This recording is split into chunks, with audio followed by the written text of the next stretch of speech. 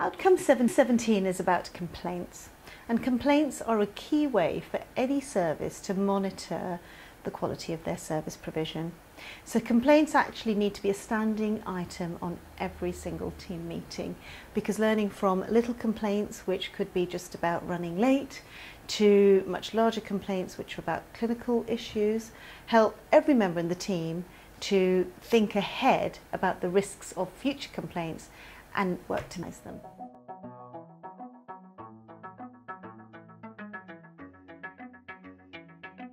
A patient would experience a very clear system for complaining and should be able to feel very confident about not being discriminated against if they do complain. So a documented process, a sign in the waiting room which indicates what the complaints process is, who the complaints manager is important. And as a patient makes a complaint, it's very important for the team to be trained to listen, respond, and then learn from that complaint in a way which doesn't in any way embarrass the patient, so that the outcomes for all are much more likely to be favourable.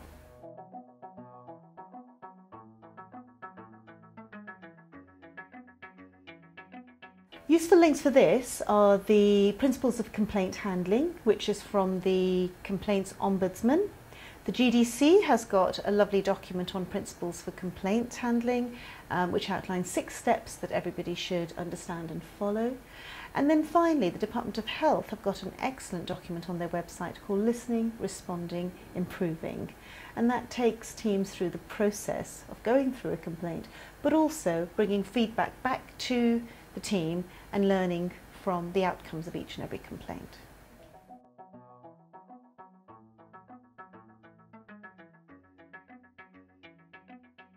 The registered manager can set about complying with this outcome by firstly ensuring that the whole team is trained in the 6 principles of effective complaints handling. And then the next thing to do is to promote a real culture of openness amongst the team so that they bring complaints, share them and learn from them. Another thing that the practice manager can do is document the complaints process so that everybody understands the 2 steps in the new NHS complaints process and the 2 steps for private complaints handling. With NHS complaints, in the first instance, the practice and the PCT would try to resolve the complaint together, and it's only if they're unable to resolve it that the complaint would be referred on to the Parliamentary and Health Service Ombudsman. With private complaints, the practice would try to resolve the complaint in the first instance, and again it's only if they're unable to deal with that it will get referred on to the General Dental Council Complaints Service. The final thing that a practice manager should incorporate into their audit plan is an audit of all the complaints annually and an outline of what was learned from them and formal documentation in the complaints folder, which could be available to present to the PCT or to CQC.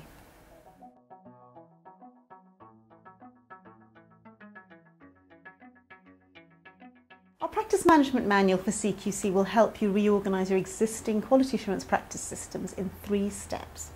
First of all, use the A3 checklist for this outcome from the back of the manual to audit your compliance.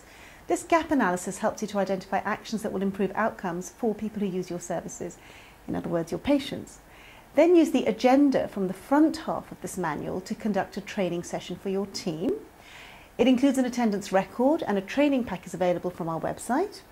Finally, show your team the results of your gap analysis for this outcome and discuss who will work on items marked amber, which you've identified that you have but may need updating, and who will action items that are marked red, which you have identified are outstanding pieces of work. Examples might include a business continuity plan. Once you've decided which audits are required to measure, monitor and modify your systems, you're ready to record your agreed action plan at the bottom of the agenda and to set a time frame for completion.